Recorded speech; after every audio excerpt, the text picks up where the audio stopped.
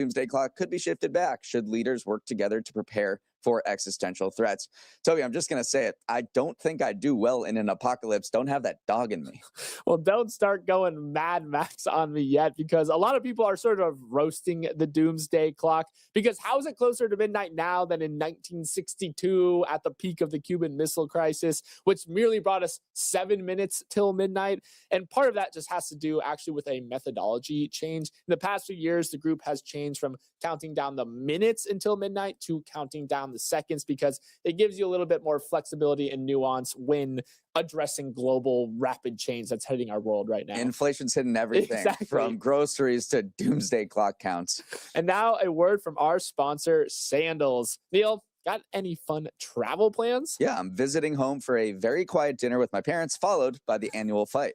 See, that is the problem. That is not something to look forward to get you through these gloomy winter months. If only you could go to Sandals Resorts instead. Yes, if only I were at Sandals adult-only resorts, exploring the Caribbean's most beautiful islands from Jamaica to St. Vincent, and enjoying globally inspired dining across more than 10 restaurants per resort. I mean, where would you rather be? With your parents or the Caribbean's best beaches? Powder white sand and turquoise waters. Mom, earmuffs, but definitely the Caribbean. There's no better place to experience the Caribbean than at resorts founded by a family from the Caribbean. The Winter Blues sale is now on, so visit sandals.com for the best all-inclusive value in the Caribbean. That's sandals.com. Okay, this is incredible.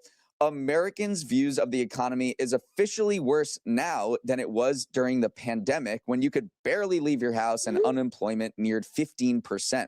The Consumer Confidence Index for January, released yesterday morning, tumbled almost 10 points to its lowest reading since 2014, far lower than projections. The Conference Board survey asked respondents to assess the economy as it stands currently and their outlook for the future. Those questions revealed a nation more pessimistic than Eeyore. Perhaps the biggest area of concern is a job market that stagnated over the last year. More than 55% of respondents said it was difficult to land a job, the highest number since the pandemic, and the share who said that jobs are plentiful tumbled to 23.9% from 27.5% in December. But people are worried about the economy for other reasons too, specifically inflation.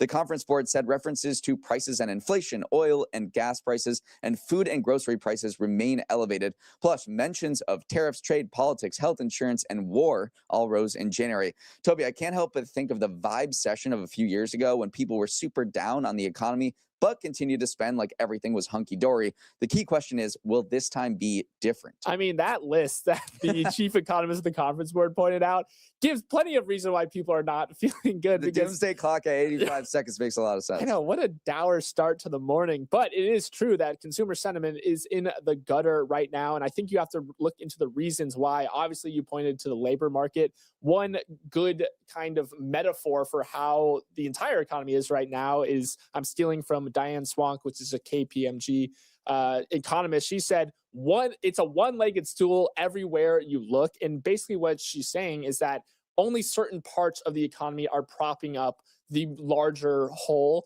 And in the labor market right now, one industry is the only one doing the hiring. It is healthcare. It's driven most of the gains in the labor market over the past year or so. In the consumer spending front that you mentioned, it's rich people. Rich people we've talked about this ad nauseum on the show. It's a K-shaped economy where just look at the planes that you are going on. Everyone in first class is driving most of the revenue for airlines. Same goes for all the way across the economy. So one-legged stools everywhere you look, which is probably why people are feeling very uncertain right now. I think the biggest red flag is the job market. According to the survey, just 14% of respondents expected more jobs to be available in 6 months. The job market is essentially just frozen over. We got more bad news yesterday on that front. Pinterest, social media giant, announced that it was going to lay off less than 15% of its workforce. And the reason why this is notable, well, it's a lot of people, but also they tied it directly to artificial intelligence. They said the company is taking these actions to support transformation initiatives like reallocating resources to AI-focused roles in teams. I think people certainly have AI and how that's going to impact their job in the back of their minds when they're perhaps responding to a survey asking, hey, how do you think the economy is? Do you think you'll have a job in the next 6 months? And then the weird part about AI too is that if you look at GDP projections coming up over the next year, they're pretty rosy. I mean, there are some very optimistic projections, saying that GDP will grow 4 or 5% over the next year, but a lot of that is driven by AI investment. And so if artificial intelligence spending is the only thing kind of drawing the carriage of the economy forward, then again, that's another one-legged stool that we're looking at, that most of the business investment have been in data centers. It's not a very broad business investment. So very few things are propping up the economy right now, which is, again, leading to all of that uncertainty. Moving on, TikTok is looking like a broken clock these days. After the US version launched last week, a wave of glitches have hit the app, which the company blamed on a power outage at one of its data centers, creating, quote, cascading systems failure. However, TikTok's explanation is not sitting well with its user base, who claims the company is censoring political content, especially anti-Trump and anti-ICE content. One viral example that was verified by CNBC showed the word Epstein triggering an error message in DMs, prompting an investigation from the company. Other more general issues users reported were their videos getting flagged as ineligible for recommendation, posts showing 0 views, which make better videos, am I right, and DMs failing to send. While the censorship narrative gained a lot of attention on social media, Gavin Newsom went as far as to launch a review into whether TikTok is violating state law by censoring content. More mundane issues like a massive winter storm could help explain some of the outages. In general, though, it's been a very rocky start to life for the joint venture, highlighted by the number of US users deleting the app surging nearly 150% over the past 5 days, according to Sensor Tower.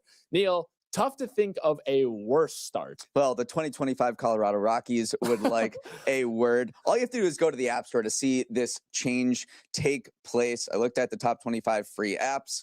TikTok is not there, which is crazy to think about. It's one of the most popular social media apps in the country. What is there at number 2 is a social media app called Upscrolled. It was just started last year. It's sort of a blend of Instagram and X, and a lot of users from TikTok have been defecting from there to Upscrolled and a number of other competitors. We saw this happen after Elon Musk took over Twitter/X a few years ago.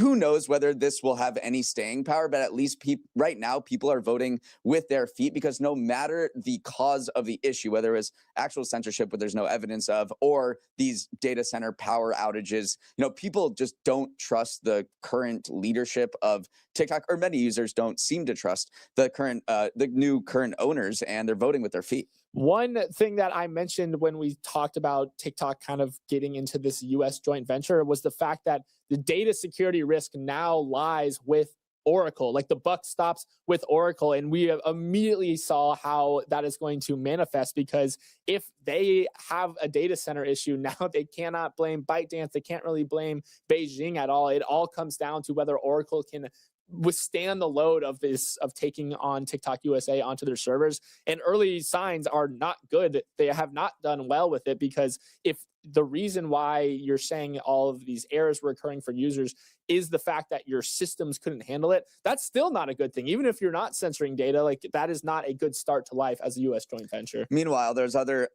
headline yesterday that just shows how powerful TikTok was at least a few years ago, and hopefully it'll continue in the future if the new owners sort of handle this okay.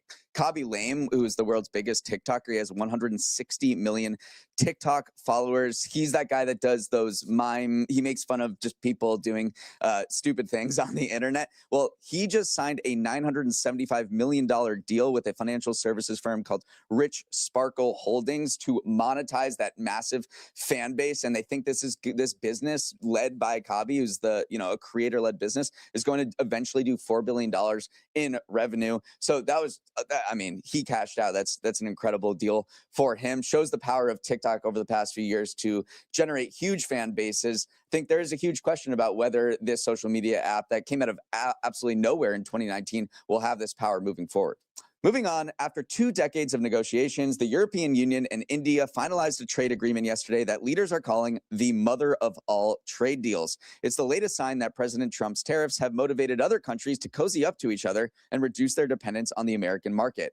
The mother of all trade deals is indeed massive. It covers nearly 2 billion people, encompasses about 1/4 of the global economy, and 1/3 of global trade. Crucially, it'll give European companies better access to a fast-growing Indian market that has been among the most protectionist in the world. Here are the details. India is going to eliminate or reduce tariffs for nearly 97% of traded goods by value. That's projected to double EU exports to India by 2032 and lead to 4 billion euros in savings for European firms. On the other side, the EU is going to cut tariffs on virtually all goods imported from India over the next 7 years.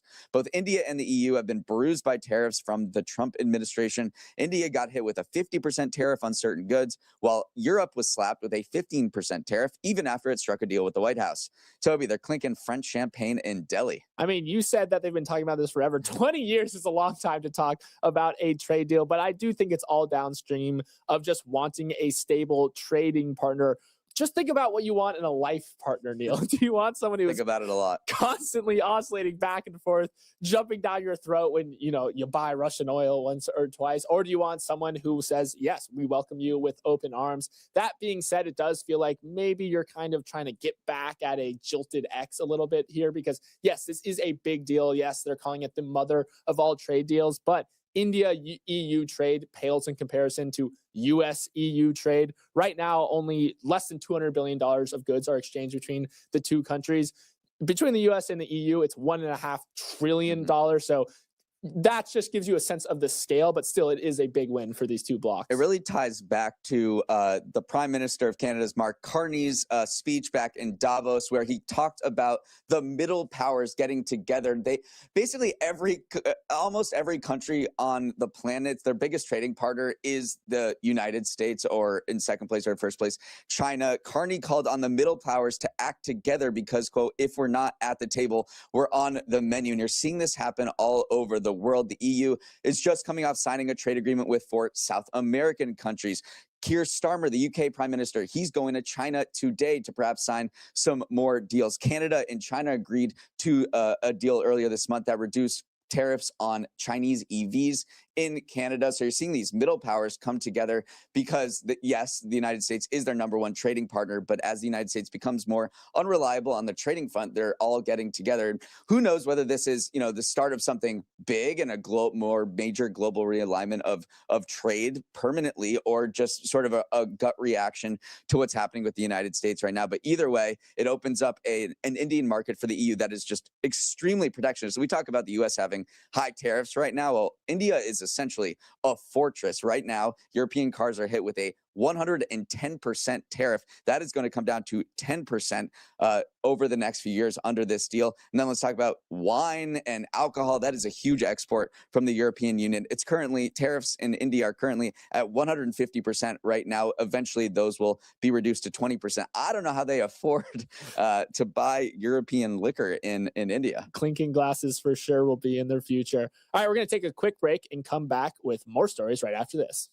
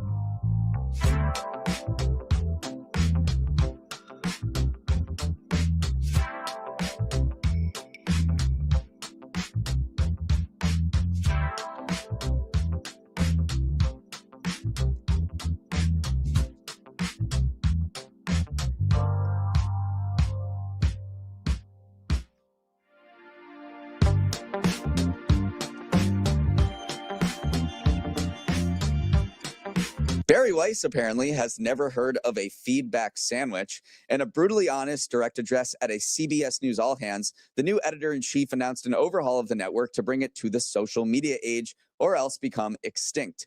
Weiss, the Free Press founder, who was given the reins to CBS News 3 months ago, told colleagues that the era of television news was dead, put a fork in it. She said, "Our strategy until now has been to cling to the audience that remains on broadcast television. I'm here to tell you that if we stick to that strategy, we're toast." She urged reporters to forget about which shows would pick up their stories and instead focus on reaching audiences on the internet who expect news immediately and on demand. Weiss argued that CBS News is not meeting people where they consume news in 2026. She said that Americans actually spend twice as much time consuming news today as they did 50 years ago. So it's not like they're tuning out the world, but they are tuning out traditional TV in favor of things like podcasts, YouTube, newsletters, and Twitch. Walter Cronkite had 2 competitors, she told staffers. We have 2 billion, give or take. Toby Weiss has had a rocky few months since being hired as editor-in-chief. Do you think this pivot to more of a startup culture can turn the ship around? Yeah, and a lot of people within CBS News maybe not are Barry Weiss fans, but are fans of kind of her take on the industry as a whole, because a lot of people do agree with it that the diagnosis of the fact that CBS may be over-indexed on broadcast news is 100% true. People do consume news on social media now. How you go about giving that message to your employees, how you go about, managing layoffs and whatnot has been left something to be desired, but her overall take on the industry, I think a lot of people are aligned with. Yeah, here are 2 data points where I think she's kind of relying on to message this shift. She said that Americans' confidence in mass media has fallen to a record low. This is in a new Gallup poll last year. 28% expressed trust in newspapers, television, and radio to report the news fully, accurately, and fairly. So that 28% is down from 31% the year before and 40% 5 years ago. So this has been a precipitous downfall. And then another poll from Pew found that for the first time ever, social media has displaced television as the top way Americans get news. And so she announced 18 new contributors to CBS News. It's an interesting list of podcasters, newsletter writers, existing columnists at the Free Press that kind of span the gamut when it comes to political ideology. But I think the number one thing that they all perhaps share in common is they bring an existing audience. They're creator first. And this is the way news is going here at Morning Brew. We're doing that exactly that. Little endorsement of Morning Brew along the way. But yeah, and one of the big things that she is trying to preach here is that we need to install trust in news organizations once more. But a lot of people say you're kind of undermining that very goal when you do something like pull a 60-minute segment just days before it's going on air because the government hasn't had a chance to respond to it yet. So people are saying, let's execute this strategy if you actually believe in this, because right now people don't trust you and don't trust CBS as a whole because of the moves that you have made yourself. So yes, you can bring Andrew Huberman on, you can bring Peter Attia on, which are some of the commentators that she is doing. But if you want to establish trust, you just got to make moves that establish trust. Moving on, Yale wants to make sure that your grades are the only thing you can blame for not getting into Yale. Yesterday, the school announced a major expansion of its financial aid program. Starting this fall, kids who come from families earning up to $200,000 a year will be able to attend the school tuition-free, while those coming from families who earn up to $100,000 a year paying nothing at all. The decision will save students and their families a hefty chunk of change. Tuition alone will run you $72,000 a year, while full cost of attendance, including room and board, can reach nearly $100,000. Yale has already made strides to increase the number of lower income students on its campus, with over 1,000 of their 6,800 undergraduates attending for free.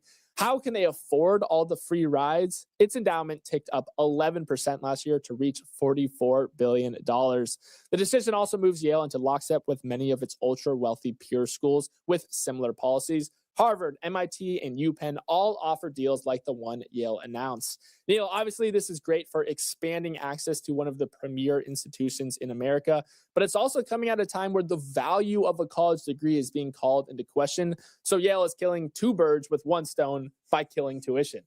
This is all about hitting the middle class. So at Yale and other elite institutions, they're doing really well with low-income students. They're doing really well with high-income students, unsurprisingly, those legacy people. So this is all about targeting the middle, and that's why they are increasing this tuition exemption to $200,000 instead of up from $100,000 earlier. Like, Yale has nearly doubled the number of low-income students that go to New Haven in recent years, but that middle is the gap that they're trying to solve now. I think they're trying to solve a ROI issue as well, because they are trying to defend their relevance. They're trying to defend their legitimacy right now, even as you have students kind of second guessing if this is worth it. Like, should I go into debt to attend this institution? Is it worth spending $100,000 a year, even though it is Yale? It is just an insane amount of money. So they have adopted sort of this high price but high aid model, because you are splitting the difference there, because you can say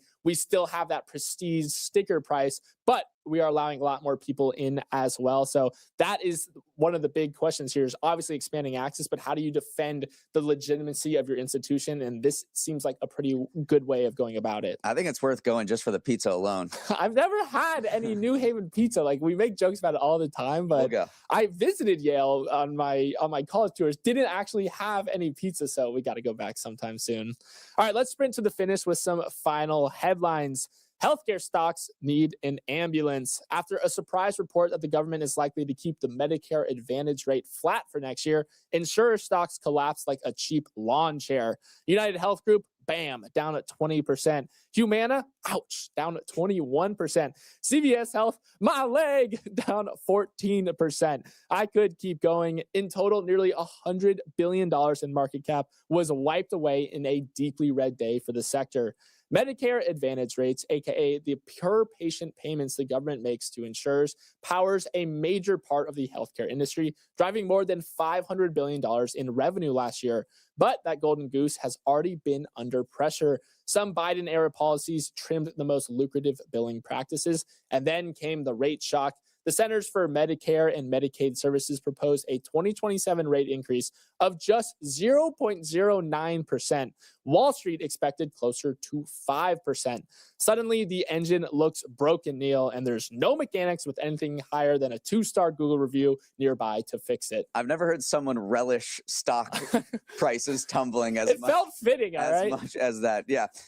What you're about to see is the mother. We talked about the mother of all trade deals. We're about to see the mother of all lobbying to protect this very lucrative $500 billion business in Medicare Advantage by these health insurance companies. In previous times, they've rolled out seniors talking about how they're going to lose coverage. They've taken out commercials in the Super Bowl. So one consultant said this is going to be the typical industry Medicare lobbying on crank this next 90 days, because right now this capping rates is just a proposal. They haven't finalized it yet. So prepare for an onslaught from the health insurance company. So in the future, maybe we'll talk about their stock prices rising, and you'll have the same amount of verve. All right, finally, Southwest Airlines entered a new era yesterday, scrapping its 50-plus year open boarding system for more traditional assigned seats. Now, if you get on a Southwest plane, you'll be assigned a seat and placed into an 8-group boarding structure, similar to how other airlines do it. It's part of Southwest's sweeping overhaul to make more money, a transformation that also includes charging for bags when bags used to, famously, fly free. The transition from Mad Max level anarchy to buttoned up airline will take about 2 months to complete, so don't be surprised to see those tall metal columns still standing by a Southwest gate, but those will have their numbers removed or covered till they're whisked away from the airport. Toby, I think they should auction off these metal columns. Would love to have one at my house. I've never been in the A section of one of those columns, so get me the A1 through 30, because I never checked in time. This just stinks. I'm saying it now because Southwest used to be like the quirky airline, that it used to have little idiosyncrasies that defined it against the rest of the industry. Now it just feels the same as the rest of the industry. So yes, will they probably make more money? Is that the goal of the business? Probably that is a good idea, but in terms of just like user love for the brand, I'm not sure this is going to be the wise People decision. love the brand because of that boarding system. Yeah, it's different. It's different. That is Because very it's much different doesn't mean it's better. and bags fly free, obviously. Yeah, I think that has more of an impact. I mean, maybe people did enjoy that boarding system, but I did not. It was like a free for all to get in line, and That might say more about you than about the customer perhaps. base as a whole. That is basically what the brand is saying, though, that assigned seating actually reduces anxiety among travelers because they know what to expect. But a lot of people like the egalitarianness of it all, that there is no first class. It's just like how prompt you were with checking in. So now it's just like any other airline. Yeah, Southwest will never be the same. That is all the time we have. Thanks so much for starting your morning with us, and have a wonderful Wednesday. Great show, Danielle. Let's run it back tomorrow.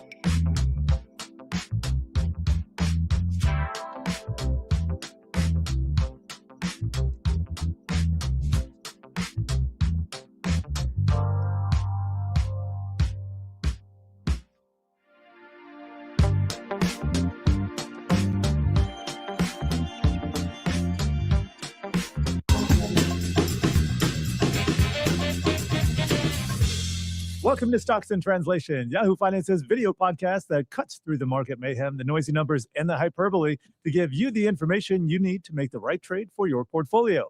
I'm Jared Blicker, your host, and with me is my co-host, Yahoo Finance senior reporter Brooke DePalma, who's here to connect the dots and to be that bridge between Wall Street and Main Street.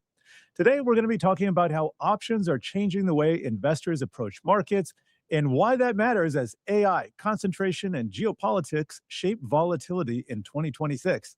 Our word of the day is options, the market's most popular tool for a quick bet or just plain protection. And on today's Market Show and Tell, we're going to break down a simple hedging strategy in an ETF tracking the NASDAQ 100. We promise to go easy on the math. And this episode is brought to you by the number 4.6 billion. That's the record-breaking number of options contract traded last year on the CBOE's exchanges. how a casino mindset is increasingly gripping large segments of the investing population. And today we are welcoming Amy Wu Silverman, who's head of derivative strategy at RBC Capital Markets, where she helps investors think through options based hedging and what volatility is signaling. Earlier in her career, she held cross asset and derivatives research and trading roles at Goldman Sachs, Citadel, and Morgan Stanley. And Amy, you've helped me break down options in a few segments here at Yahoo Finance. Just set the table here for us, 2026, what you're seeing so far. Well, so far, we were joking that our necks are getting a little bit of whiplash just from all the news that we've been following, both geopolitically as well as economically. And then obviously we're kicking off earnings season. So, it's only been 2 weeks so far, but it has felt longer. And I only think that will continue as there will likely be volatility potholes ahead. 2 weeks, and it certainly has felt longer. And I do want to get to today's word of the day, and that is options, which are contracts that give you the right, not the obligation, to buy or sell a stock or other asset at a set price by a set date. And they come in two main flavors or types. A call is the right to buy, and a put is the right to sell. Most people use them for two things: insurance when they're worried about a drop, or leverage bet if they think a move is coming. Amy, there's a lot of math that goes into options. It can be intimidated. So, how do you sort of navigate this? Yeah, it's a great question. And I would say, especially if you're just dipping your toe in options, I would think first about what owning an option means. And I think one of the most important things to know is that the most you can lose when you own an option is the premium paid. So that sounds great to a lot of people. And Defined risk. Yeah. yes, define risk, of course, but obviously that can also mean that you lose your entire investment. So I always think about sizing for investors. It has to be something where you're comfortable with that amount that you could potentially lose all of. And to size that correctly in the beginning is always good practice as you start trading them later on, and maybe in a leveraged fashion. So know how much you're putting in, how much you're willing Yeah. to lose here. So we talked. That kind of touches on owning options. Let's talk about writing options or selling options. When you do that, you face potentially unlimited risk, but there's a lot of different complicated strategies. Just talk to us generally about what happens when you write an option. Yeah, so exactly as you said, when you write an option, sometimes we call it being, naked short an option, it can be scary. And so there are two flavors to think of that. There are actually some very not scary strategies. So a lot of times people who are looking for additional income, if they're already long a stock, let's just say they're long Apple, they really like it, this is like a long-term bet for them. But then valuations maybe seem like they're getting a little high when you write an option, when you're selling a call an option on Apple, for instance, you're collecting a premium, but you're also saying in a way, I'm kind of capping my upside. So I'm getting additional yield in exchange for getting that yield. I am capping my upside if that call is called away. And I'm okay with that because at that valuation level, maybe I think that the stock is getting a little rich. Now, an important caveat is to have enough shares that covers whatever the contract size of your option is versus, again, leveraging that. That's probably not a day one trade when you're just dipping your toe in the water. Exactly, because 100 shares is the minimum contract size for each option. You got a number of predictions for 2026, and I like your first one. We're going to see Momo, YOLO, FOMO vibes have a moment in an unexpected industry, as evidenced by negative skew inversion. All right, let's leave out the negative skew inversion for now. Let's talk about Momo, YOLO, FOMO in an unexpected industry. Oh, this is what we've also just been seeing for the past few years. Yeah, out of left field, something happens, and then suddenly it has momentum, and then you only live once, and you got to get in. Otherwise, you got fear of missing out. So, Exactly. And you have now managed to define all the terms, which is Oh, great. well, that's my job here. But look, what I would say is if you kind of look at this market post-COVID, I've really thought of that as its own regime for volatility. And the reason I say that is the factor that has really driven this market is momentum.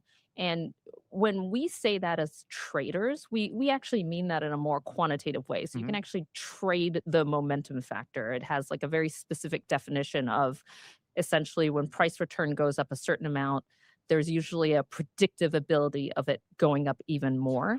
And the reason I say unexpected industry, I was joking with an investor that, it's a quote unquote more boring industries is that we've seen the momentum already in AI. We've seen the momentum already in your meme stocks.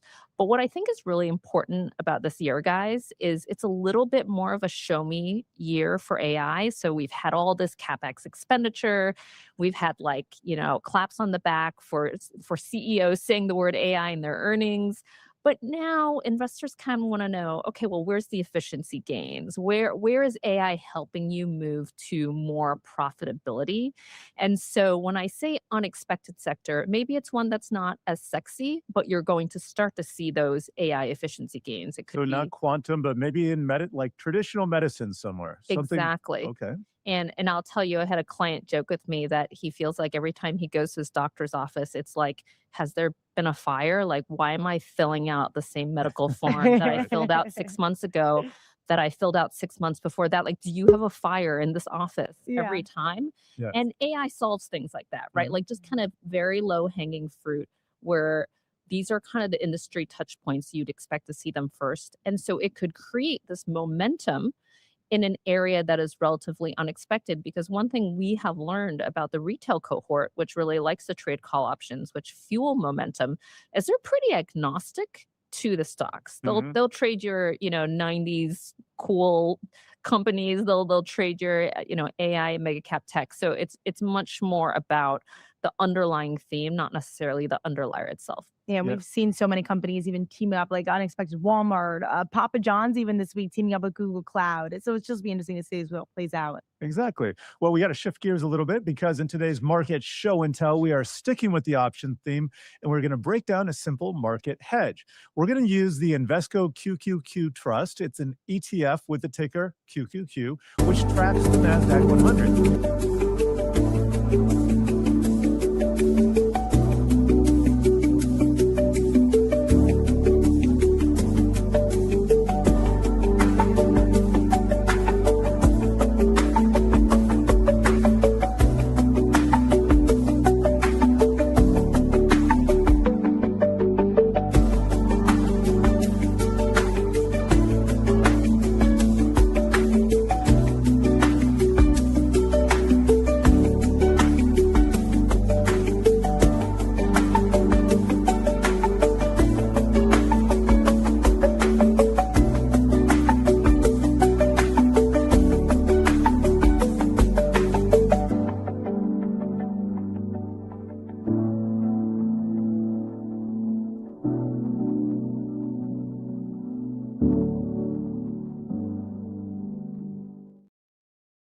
Good morning, everybody. Happy Wednesday. Welcome on in. Thanks for tuning in pre-market. We're going to get the show rolling. We got open in about 50 minutes or so. Let's have a great Wednesday. If you got any questions, always send them in the chat. We'll look at price action here pre-market. Let me know if who's in the chat. See Caesar's here. What's up? How we all doing this morning, huh? Caesar, Robson. Good morning. So we'll be on ASFX TV in about 50 minutes, like I said. So that's where we're going to be every morning. So if you guys want to check it out, you guys can all join for free. We're going to be streaming today in the morning at the open, and then also another stream later on at 1 o'clock Eastern. If you go to ASFX TV, you can see the upcoming schedule. So we have today's stream, an afternoon stream, as well as tomorrow, and so on and so forth. So go check that out. But looking at it here pre-market, we made an all-time high on ES here overnight. So if we look at ES real quick, it is below its overnight view up. It's back below. But we did make an all-time high. So let's go to the daily chart real quick. And you'll see just slightly. I mean, where was the all-time high last? January 13th, just barely beating out October 30th. So small new all-time high made. We're already back below it. It's been like a couple minutes above it, but it is also FOMC day. So keep that in mind. Regardless of if it looks trending right now, it is FOMC day, a day that normally takes many people's accounts just because they overtrade, they rush into a trade that's not really presenting yet, or there's no trend. So we got to take it slow, especially with us back below the overnight view up. Now, if you look at NQ, I love the longs. I mean, it's higher highs, higher lows overnight. We're still at this overnight view up. So if ES could make its way back above, longs could look beautiful. But keep in mind that it is FOMC, so it might not make another trending move. It may make one trending move and then stall out. Now, we're not expected to cut rates, so it might not be the craziest FOMC day we've ever seen, but just something to keep in mind. It is FOMC. Hopefully, we'll have some clearer price action tomorrow and Friday. But nonetheless, we're just going to read and react. Austin was making some good points in our Blackshirt Club this morning. One of the members, Jesper, was giving his thesis on what he thought he might see, thinking this day could be a reaction to overextended move this week, watchful for the long, whatever. And his simple answer was just don't think, just react. Just react to what's happening. It's as simple as that on any day, especially on FOMC, that rather than predict, oh, it made an all-time high this morning, surely we have to go back up there, or surely this is going to flush lower because it's been so high, right? This has to happen. It's like, no, just read and react to what's happening at the open. What side of the view up are we on? Let's carry on. But how are we all doing? Everyone having a good week so far, Monday, Tuesday? Had some nice trades on stream. We can go over those real quick. Yesterday's trade was clean. Bounce off the New York VWAP. I made a YouTube video on this. It'll be out probably tomorrow. That's just trading off this black New York, right? This is the second one. After it makes another higher low, buyers break that high of day VWAP, go bounce for another new high. Some people were already long back here. Randy was in the long off the first retest of New York, like that one. And you could probably even scalp that up real quick, back towards those highs. Or I know he sat through it with a long down here. You should have a stop loss inside the range and still survive through all of this to eventually get that bigger move that I was in later on. But either way, you either had two trades or one trade. I think either one of them were the trades of the day because it's just about this view up. Right? We know the moves happen from here. So the first idea would have been back here inside the opening range. No breaks of the opening range yet. It's like 9:50 in the morning, not even like 9:45. So we don't know it's necessarily a strong bullish day yet. So you miss that. You miss the initial pop. It's just setting the bias for the day. Okay, buyers are in. So I think the easier trades came after that breakout, and hopefully you were able to get involved in one of those. And then Monday was the same thing. It's just a little bit later on in the morning. Another bounce off New York. This one came at 11:20 in the morning, but same thing. There's opportunities back here off these higher lows. I think the earlier one on ES didn't take it. Again, 10:12 in the morning, first break of open range high. Just like I explained all this on ASFX TV. So if you're going to tune into streams, also tune into Futures 2.0. It's my full strategy on here. You'll see the break play versus the bounce play. I did an update to it about a little bit over 2 months ago. So definitely check that out. But you'll see. I don't want to chase this first break of opening range. Often doesn't run very far. And it didn't. But it's telling me that buyers are in. Okay, great. Now let's let it pull back to VWAP. This would be your first opportunity. Once you see buyers defend that VWAP, even though it's a small little pin, that would be your first opportunity. And go trade the next breakout. Now we didn't take that one. But you can make money on that move that we just went over, or the next one, or the one that I did later on. Just simple trend continuation. Just like yesterday, we'll look for the same things today. Like I said, ES is below its overnight, so it's not going to look beautiful for longs just yet, even if the open comes in bullish, because I would ideally like to get back above this black overnight. You can see on the bottom right here, ES is below its overnight, and NQ is getting below it. Right, it was above it, but we know it's sitting like right at it. It could bounce, but you just want to keep an eye on NQ's holding up bullish, but it could definitely try to get down underneath it, just like ES is. Clean structure overnight, new all-time high. Gotta like it.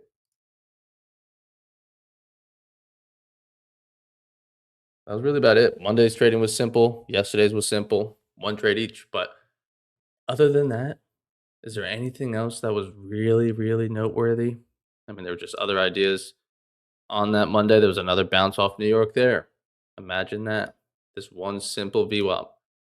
The earlier one here. So, like, this would be an idea of, like, you either scalp it really quick, trading it back to these highs, getting profit there, or you weren't quick enough, whatever, it's fine. You shouldn't have a stop loss at current structure. It should be at previous back here. So, not the current, most current high or low if you're in a long, the one previous to the left. So, that way you could survive this retest and still survive to see the profits following. You know, that's similar to my trade yesterday, I guess. That if you're long back here, doesn't make the same high or low retest, but you don't want to stop loss here. This is just going to stress you out seeing it come that close to your drawdown and your stop loss. So give it that space. But NQ's on its overnight. Something funny, you can probably see it here. Yeah. Look in the 15-minute here on ES.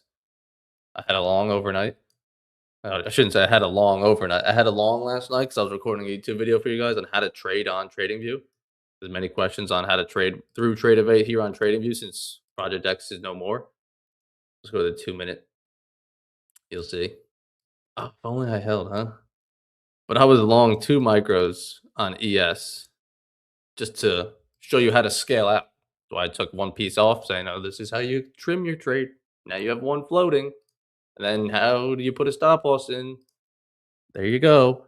So it was not a real trade. I was risking like $15 with the amount of volatility we had of 2 micros times 2 points. It's $10. I'll survive. Which is funny that it just rips as soon as I'm done with the video. So didn't really take a trade last night. If you see that arrow on my chart this morning. Now, another view up you could use is a previous day's New York, as we always look at on ES. It's still a little bit below us, so we could want to see some move down and still find support there. Now on NQ, since it's already holding up way more bullish, I'd have to assume, yeah, it's way down there. So not really in the realm right now, but I'd love longs off this NQ level, but we still have like 40 minutes or so until the open, so see what happens there. My best trades don't come pre-market, especially on an FOMC day. Even though we're not going to cut rates, we could pull up financial juice. This is where I like to look for the news. I think CAD has it first. Yeah, CAD's got their rates at 9:45, so a little bit after the open. Not too concerned about that for our US indices, but you never know. And then there's some oil inventories at 10:30. Trump speaking at 10:50, maybe. And then FOMC at 2 o'clock. You can see rates not expected to change, so it might not be the biggest FOMC you've ever seen, but you got to be aware of it. Especially if you don't see something you like. It's not the day to just be like, oh, well, I'll just settle for whatever it gives me. Take whatever I want. No, no, no. But good. I guess no one's got a big red week. I mean, on stream on Tuesday and Monday, of course, I don't know what the entire chat is up to, but everyone was green. That, of course, is probably someone red that just doesn't want to own up to it or speak it out loud, but that really only hurts the trader who was red. So if you're ever red in our chat, always speak up. Always face it head on. The only way you're going to learn from it of like, well, how did you get red? Why? Because everyone is so green and the trades were so clear, in my opinion. Where did it go wrong? Let's try to fix it. Let's try to get better from it. But if you're just like, oh, shit, everybody's green. Like, I don't want to embarrass myself and say I'm red. No one's embarrassed. That only hurts you.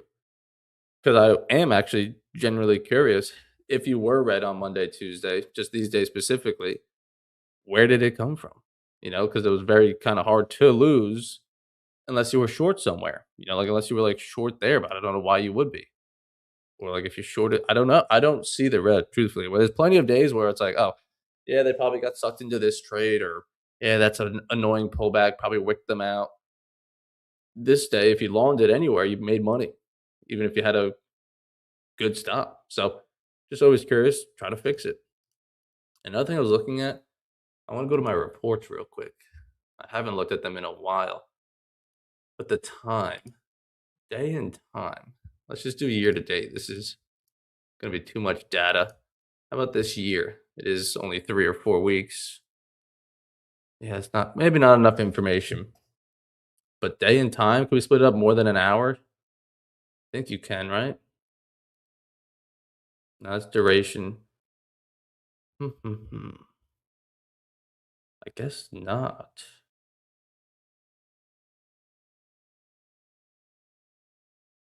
Guess we could check duration. 100% win rate, 2 to 5 minutes. At a 2-hour trade? Nah, whatever. If you just go to trade time, again, it's not the biggest sample size because it's just this year. But right at 9 o'clock, which I guess would be like taking in somewhat pre-market. I don't know how many trades that is. 66% win rate. Then 87, then 85, then 100, which I can imagine is only probably like 2 trades. But the win rate goes up as the morning goes on. It was literally 1 trade. So take that with a grain of salt. You can see the bulk of my money, 80%, 87 and 85% win rate, $2,500 to each of them, comes at 10 and 11. You don't need to rush in and right at 9:30. Wait for the open range to set, maybe even let the initial balance set. Give it time. Kind of wanted more niche of 15-minute increments. I know you used to be able to do it. I'm sure you still can. Just not going to spend the time to do that right now. About the overview. Average hold time for my winning trades, losing trades. Winning trades 19, 20 minutes on the losers. Pretty even. Or no, that's all trades. Winning trades are 20, losing trades are 14. So I'm wrong pretty quickly or right pretty quickly. All within the same 15, 20 minutes. Right? If I'm playing a 15-minute candle, which I don't always at the start of one, I'll find out pretty quickly if this is going to continue that bullish momentum I think we're going to find here at the VWAP. And if we don't, right, let's just go back to one of the markups and try to see how that would make sense. Let's go to even yesterday's long. If I'm long in it here and we're not, in fact, going to hold this break of high day VWAP or this New York VWAP, I just get smoked in 14 to 15, 20 minutes. It's like, oh, I thought buyers were in, but they seem to be disappearing. So I'm wrong. It's not often that I'm like long it up here and I have to sit through all this and then it finally goes my way. I'm trying to get that lowest price towards VWAP that it's either going to hold it or not. And if it doesn't hold it, I'm wrong. If it holds it, I'm right pretty quickly. Right? Does that make sense? So always trying to position myself close to VWAP, which is why I'm not long now, but if you could be long around this VWAP, you'll get some sort of pop. If trend continues bullish like it looks like it wants to, there could be a nice move from anywhere between this bounce and the high. Right? Anything in here you could try to capture. Does it go back to the high? Does it break out for the high? Don't know. I'm just focused on this in the middle, just trying to capture back to where we've already been. And if I'm long here and it doesn't hold VWAP and it breaks lower, I'm out. I'm wrong. We're not holding that VWAP like I thought. So as long as we hold this, I'll be in the trade and be long. But ES below it. So if NQ could hold this, ES might want to try to build its higher low back here because it's still above its pre-market low from the changeover, right? I guess here or even over there. So it is tricky because anywhere down here could form a higher low, get back above. Longs were easy, but it is below overnight right now. So let's hope NQ can keep up that bullish strength, huh?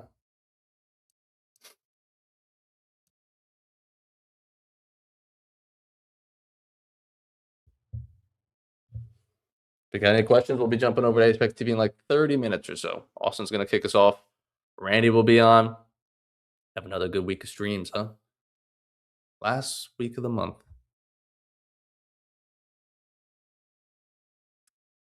Bobby Boucher. Why are you always missing it? I mean, it's normally around like 8:30, like an hour before the open. And then Monday, Wednesday, Friday. And then you might have seen it yesterday or even this morning. We're going to run some other streams as well. But pre-market Monday, Wednesday, Friday. Could be more, but those are the staples that you will see me. But then we got Ace FX TV every day. Look at this on a lower time frame. You can see, where are we? Whoa.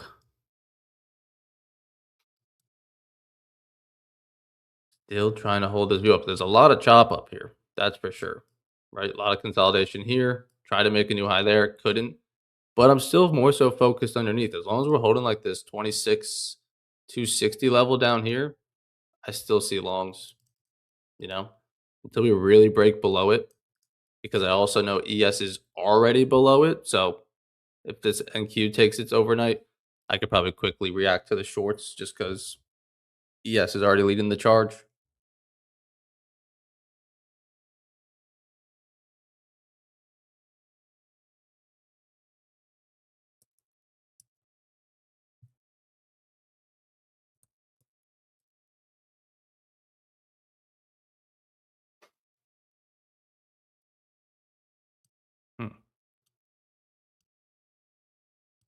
Let's see.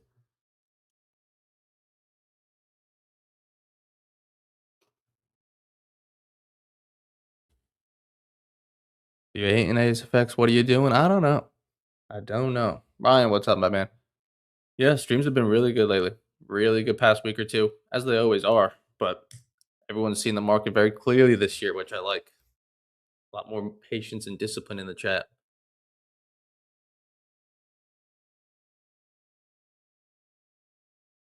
Right, so I wouldn't. Again, we're not going to set a bias for the day of this has to come back higher. but I could still see longs try to defend this 7,012. And if that gets taken, then maybe you're marrying that long bias, because then we'll be back at these pre-market lows. But anywhere within here, I could still see our next higher low be formed. So definitely going to keep an eye on that, not jump into a short too early. Gonna let the first 15 minutes shake out. And then same thing with, this was yesterday as well. I don't think I have it marked up. We could just maybe go to the chart. On the regular trading hours, it might look different. But there was a long in here yesterday that on the electronic trading hours, like the overnight VWAP was right here, I think, or one VWAP was. Could have potentially longed it, but we miss it. But all that did was just confirm that I do want to be looking for long. So it made this one easier, made that one easier, rather than, I don't know if I like the longs. Let me find out. And then sometimes you'll just get smoked. You're like, yeah, I didn't like those. Where I like to wait until I know I like the direction. So rather than trying to guess what ES wants to do or NQ, let me just wait and see. Show me your hand. You're going to show some buying strength at the open and try to get above these view ups, then I'll find some longs. You're just going to keep slowly selling off like this. I'll wait for some pullbacks and some view ups to be broken. Is Trade Evade down right now? Not that I know of. I don't know. I'm not trading here yet this morning. No, I'm logged in, right? I'm logged into my account. You guys can see I'm down $10 from that pre-market trade. Try to help you guys out, make a tutorial on Trade Evade. Someone Venmo me. 2 of you got to Venmo me $5, and we'll be square. But I'm at least logged in. I don't know if you could trade. We'll find out shortly. But not down for me. Also, I don't know if Trade Evade itself, maybe that platform. Don't know. But is anyone in the trade here pre-market, ES or NQ? I know many of you trade London session or early New York, so everyone's on a little bit different of a time. NQ, what would you have maybe done? It's like some small scalps along in here, but nothing really ripping. So if you're flat, that's fine. Got the whole day ahead of us, another day tomorrow, and another trading session on Friday. Oh, you mean like a Trade of 8 down for Project X migration? You did the early migration. Top one said they paused everything until the migration is done. So yeah, if you're talking about that, I know Griff in our BSC had his accounts paused yesterday and Monday, I think, for that migration. So maybe that, Marco.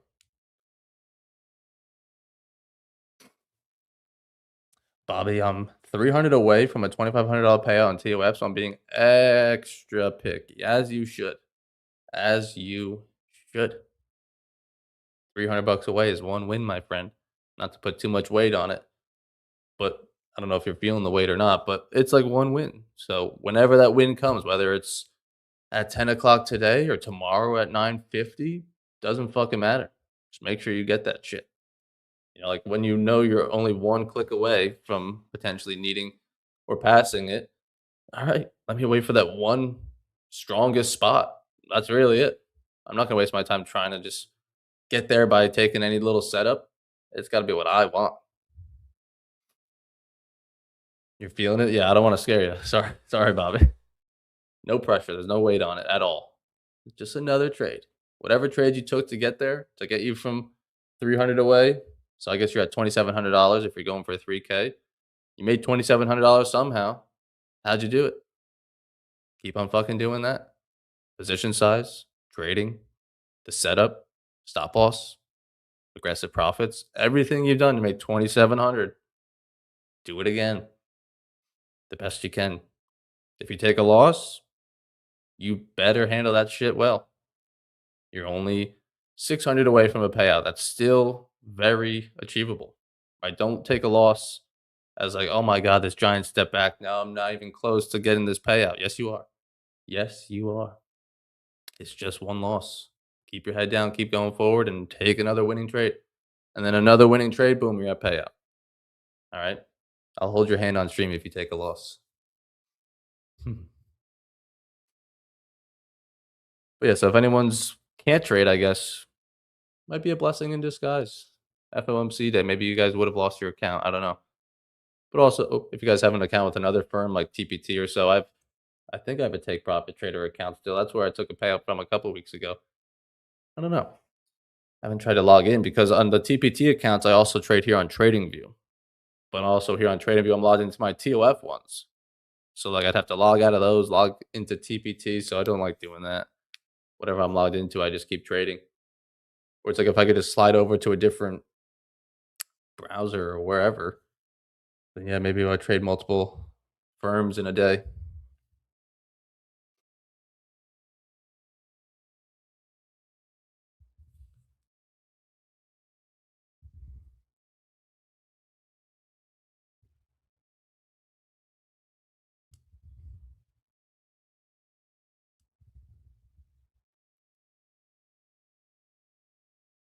Any questions? We got about 20 minutes until we jump into the ASFX TV. Austin's going to fire it up over there. Any questions at all? Anything you want to take a look at? Any trades we missed? Pretty simple this week so far. On Monday, Tuesday. This was yesterday's afternoon bounce on NQ. Beautiful. Another note we can make on that real quick. I traded ES yesterday too. Monday I did do NQ. So Monday I traded NQ as I always normally do. But you can see it's not really off the New York, right? As much as I wanted to, or you've seen me take it. So what's up with that? Looking at ES, which is at this markup. No, it's just another. But looking at this ES one, I think the notes, this one here. When I'm long on NQ off the bounce of New York VWAP, ES is bouncing off of it. So I'm saying, okay, ES could definitely find some pop and lift back here, back into trend. So let's go play NQ now because that might be ready to turn as well.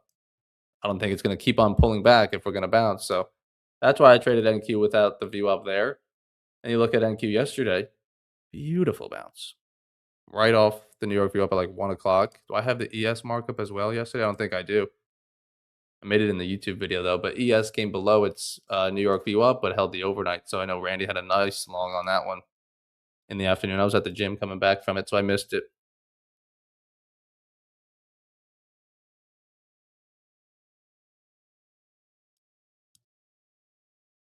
But yeah, whole lot of nothing this morning. Made an all-time high. NQ's just been chugging around this overnight VWAP. ES is below it, slowly trying to move its way lower. Like I said, let's see what the 15-minute open wants to do. I could still see longs trying to form a higher low here. What if this selling momentum just continues? We'll read and react to that. Stick to what you do best. I don't do good guessing when we're mixed VWAPs and floating off of nothing in the first 10 minutes of the day. Give me some information I could work with. No, Austin kind of touched on it yesterday, but is the indicator going to be free for us, ASFX? No. Sorry, Bobby. It will not be. What's up, buddy? Good morning. Good morning. Yeah, what's Randy saying? We're having an issue with the indicator this morning? Yeah, I think his overnight view up's painting somewhere random. Is yours? It doesn't look like it, but I might have 2 indicators on that. Hides it. Turn this one off. I feel like I would have noticed this morning. I mean, is yours off? I'm going to check right now. Yes. So I don't. Okay. I have all of them turned off. All my view ups turned off except for the indicator. Actually, no, I don't. This is the free one.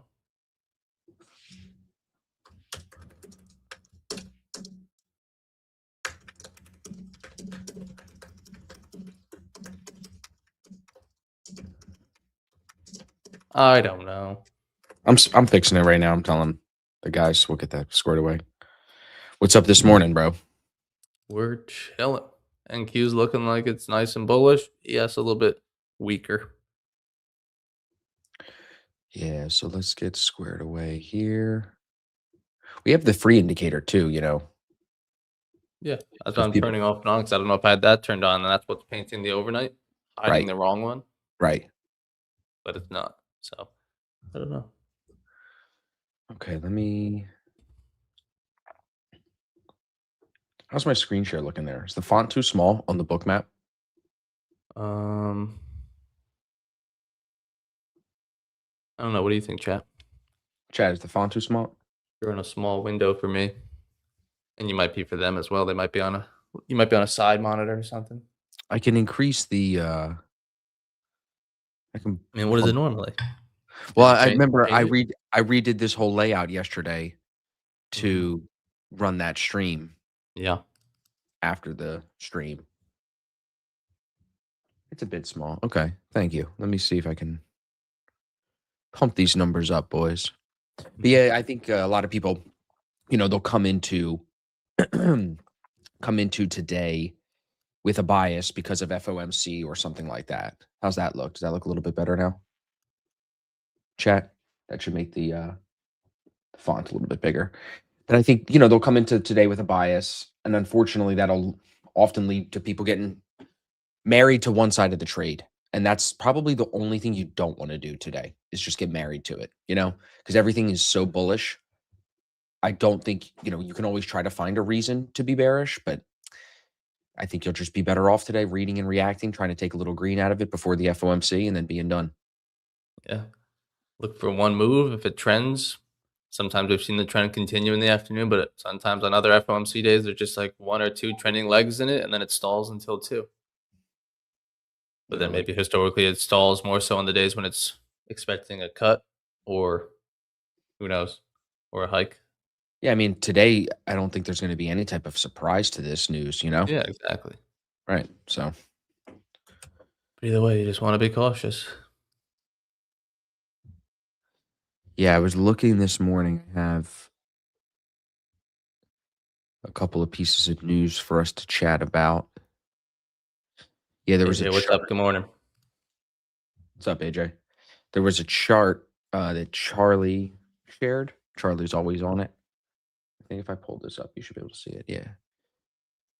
Bull markets have lasted 5 times longer than bear markets on average. Bull markets are plus 254% over 5 years on average. Bear markets are down 31% over a year. So if you look at it, like I've showed this to you before, Evan, but like there's a couple of times we go to close to 2 years, 2.5 years. The longest bear market was after the .com bubble, right? But like bear markets are very short lived. They're painful sometimes, 34%, 47%, 45%. But big picture, if you see these red numbers and buy, you end up increasing these returns even on the upside even more. Yeah. That's what it says to me. When we're down 20, 30%, you should be buying and not selling for a year. That's basically how I would interpret this, right? Yeah, I mean, those are higher lows. He'll catch that 11-year, 800% rip. This puts what we talked about yesterday, the money creation. This kind of puts it in perspective for you, doesn't it? 35% of all dollars in existence, bro. 10 months. In 10 months. It's crazy. It's like, look at the jump after COVID from here to here. And even now, like it's ripping. It's just, it's insane. And then that goes with this clip from Dalio saying, if you depreciate the money by printing more of it, it makes everything look like it's going up because everything is priced in dollars. All the assets are priced in dollars. So the stock market boom, he says, is a lie. We're witnessing the death of the dollar, not the growth of the economy. Like, that is a fair perspective, I guess. When you put it like that, it's hard to argue. Yeah. So And you see, I mean, it's only in New York, but the minimum wage for food drivers is $21 an hour. what does that mean? Like if you work for That your Uber, DoorDash is going to be $1,000 for Chipotle. that's crazy, bro. So like what is that? Who did that? The state stepped in and said that? Mondani. Yeah, I think so. I mean, just Yeah. imagine. I mean, $21 an hour, excluding tips, but only for New York City. So we're fine. We're chilling. But the minimum wage for food delivery is $21 an hour. Imagine that being your minimum wage. Comparing it back to like when you were in high school. Dude, that's crazy, bro. But it's like if they're gonna have to pay him a minimum 21 an hour, my DoorDash fees are gonna be not mine, but freaking A. I don't dude, it's such a tough conversation. Because like, aren't you a nice guy, Evan? Like, don't you want everyone to make a reasonable wage? Well, yeah. But then if you're the business owner, like, don't you want to run a profitable business and not be out of like be able to pay your employees and shit, and not have to gouge your customers? So where's the balance here, right? Yes, and It's he tough. also wants to make things cheaper. That doesn't make food cheaper. That makes it worse. Just That because makes you're it paying worse. someone more doesn't make things cheaper. Right. It's a good point. Like, oh, that's on the path of making my food more affordable. No, so I was talking to Jay this morning for the video, and I was saying to him, I'm like, we could have it run as like a movie, basically, And like we could have the recent podcast playing. So like we could have a whole show based recent YouTube videos from you and me. So people could just tune in and just see what's going on. You know what I mean? And it's like a stream after the stream, a stream before the guess. stream. You know what I mean? Yeah. It had good numbers yesterday.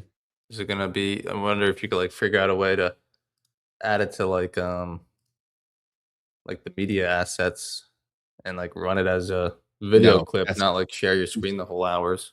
He said we won't be able to do that. Probably too big. Too big. But what we'll be able to do is put it on YouTube and then share the YouTube screen, play the YouTube video full screen. Yeah, you're gonna have to get another computer and just run everything Thought in a that 20 different minutes room so ago. you can still use your setup. Thought that 20 minutes ago, bro. Just go in the Fuck. basement in the gym and start that in the morning. Yeah, Let just- that thing go. And then check That it in. thing's got a mind of its own. It's its own It's got a setup. mind of its own. It's my Jarvis in the basement. Yeah. What was that? Wasn't there an Avengers movie where the computer like comes alive and like tries to kill everybody? I think Sure. the fuck is that guy's name? I really like him, the actor. James Spader, I think is his name. He played the voice. He was so good at it, dude. Chat will know. There's some fucking Avengers fans in here, I'm sure. Yep, see, Age of Bobby got it. Ultron? Yep, Ultron, that's it. Yep. Oh, that was good. Oh was a- yeah. That's the guy in yeah, he's got some good movies. How do you And feel TV about show. it? We're gonna go back into like a Marvel phase, dude. I feel like we're about to get bombarded with more Marvel movies because they're coming out in 2026, and like Robert Downey Jr. is the bad guy now. I'm super What is he like, concerned. Doctor Dr. Doom or Doom. something? Yeah. But like I don't know anything about that guy, that character. Neither do Yeah. I'm gonna assume it's since I wasn't, you're not comic book boys. Like I didn't Yeah. have comic books now. Dude, I saw this thing yesterday. It was a TikTok fully AI generated video. And it's like if you were a kid, if you were born in 1995, and it's these kids that are like 7-10 years old talking to me about my childhood. You did this and you did that. And it was talking about all the shit that we did, and they were dressed like how we used to, full AI. It was like in my memory, but it was AI. Yeah. Yeah, it's super weird. And then I get hit with that, and then I was listening. I don't know if you know Tim Ferriss. He wrote the 4-Hour Work Week, made him famous a while ago. He was on Sean Ryan's podcast, and he was talking about like dying and if you really turn off when you're dead. So like it all just came together. I'm like, what is even real, dude? I'm seeing AI shit that looks real. He's telling me when I die, I don't even turn off. Like, is this even real? You know what I'm saying? So I was all down the rabbit hole last night. Yeah. Probably doesn't help it when you're doing that after smoking a bowl. Yeah. That'll get real deep. Yeah. Oh, see, you gotta press people sometimes on these fucking things. The fortune is in the follow-up. Yeah. You get some saunas that way. Yeah. Comes in like 2 weeks when I get back from my ski trip.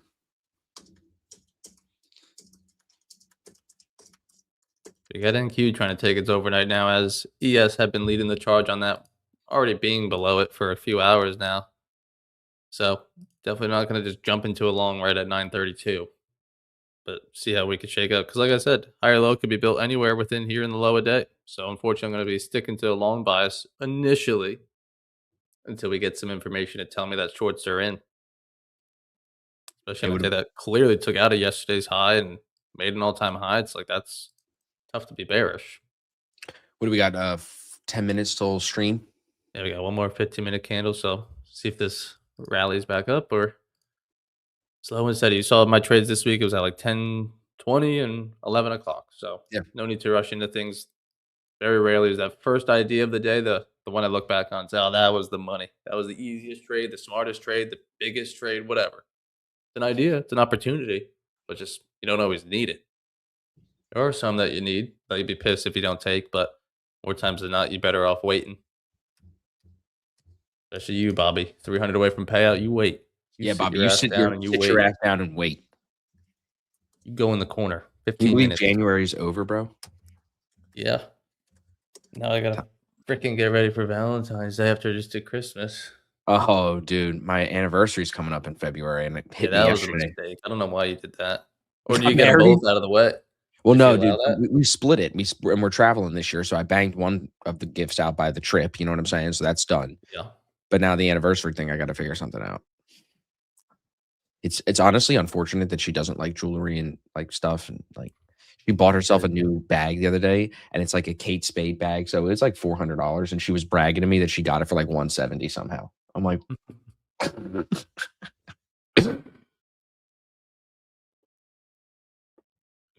I don't know. Get her a dog. No, you Oh, guys already dude. have cats Yeah, stop, and bro. a second child.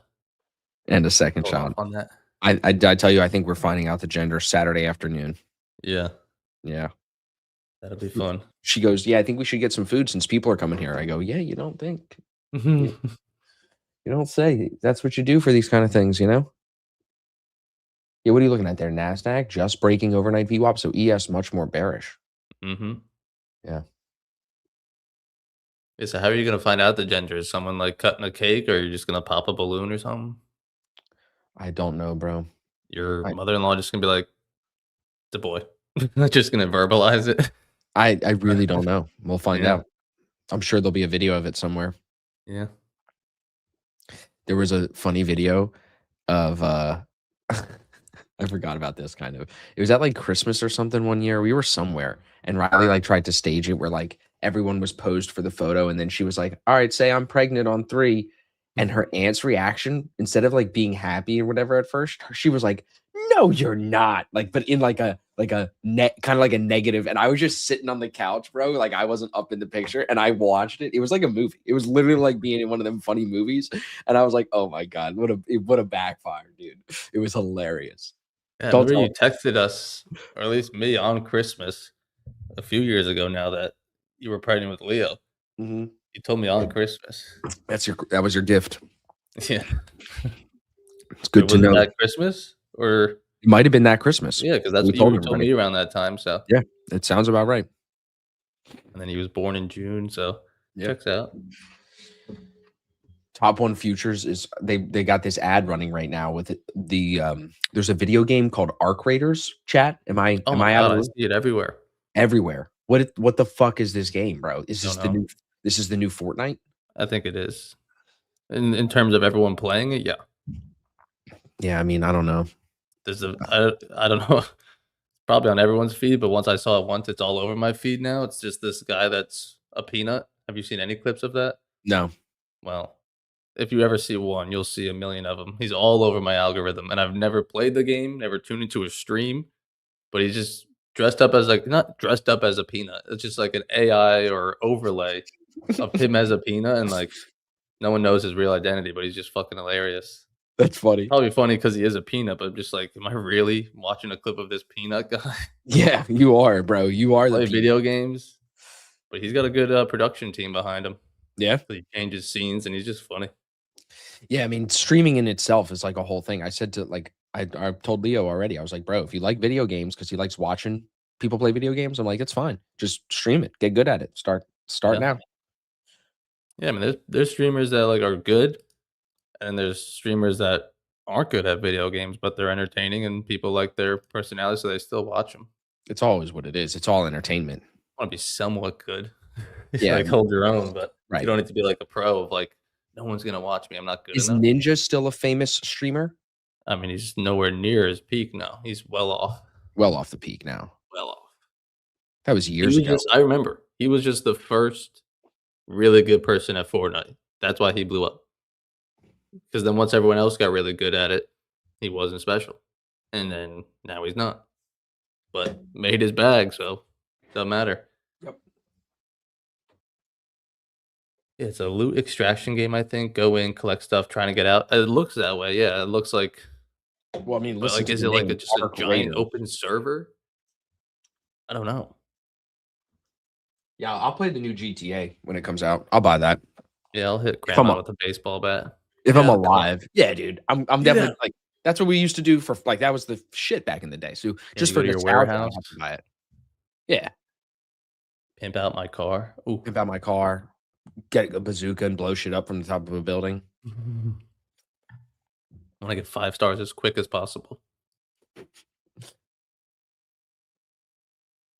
I used to play like when Call of Duty Modern Warfare 2 was out and we were in like high school. It was all we did. It was the best. That was such an easy life. And then it like transitioned to FIFA. And then I'm still pretty good at FIFA, but like not not like how I used to be. And then like No.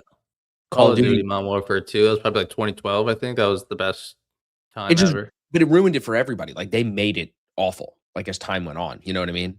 Yeah, I mean, it's tough to do it every year. There's another new one. Yeah, I just feel like they just fucking ruined it. So, but I'm it gonna was go also get it was this. so good. I'm gonna get the stream started, buddy. I'll see Yes, you sir. all on there. You give them one final promo, and then I'll see you on Yes, stream. sir. Alrighty, chat. Hell yeah, but I mean, yeah, that was such a time, and you can't like replicate it. I saw a video about that one day. They were like hopping on, like playing video games with the boys isn't the same. Even if you play the same game, it's not the same. You know, your responsibilities are different. Your outlook on life is like it was just so easy and peaceful, and your only question of the day was like, "What time are you gonna get on? What time do you want to play?" That was it. That was your life. Now it's like, yeah, we can get on and play Call of Duty. I'm capable of it. Not the same. You're never gonna be able to replicate that. It was like, what are taxes? Mom's making me lunch. Got fucking 3 Mountain Dews next to me. Let's rip it all night. Especially when it snowed outside. Oh, we got snow day tomorrow. Let's play all day. All right. No more nostalgia. 95 guys will have all this relationship with video games. Modern Warfare 2 era, and that was it. Yeah. I mean, I don't really know when it stopped. It's sad. It's like that clip in like The Office. Like, I wish you knew you were in the good old days before you know that they're good old days. Like, I don't really know when I stopped playing video games. Like, stopped. Just kind of happens, you know, for everyone, obviously. Just like one day, I was like, "Yep, that was the last game." But all right, lock it back in. I know many of you are crying out there in the chat, thinking about your past. But we got a nice stream ahead of us. We'll be live on ASFX TV in a couple minutes, like Austin just said. So if you want to join, absolutely free. Links in my bio. We're going to end the stream here. Going to continue it on ASFX TV. I'll be live again here pre-market on Friday. We're doing a giveaway tomorrow and Friday of instant funded accounts. Not today. We did one yesterday. We're going to be giving away another account tomorrow and another one on Friday, maybe even a couple on Friday. So if you want to join that top one futures giveaway, you got to be a member there as well. The site is up and running, so the transition to Tradeovate is going. So if you need a top one account, your next purchase, right, your next one is 60% off if you use code Evan, and then 40% off everything after. So I said it yesterday.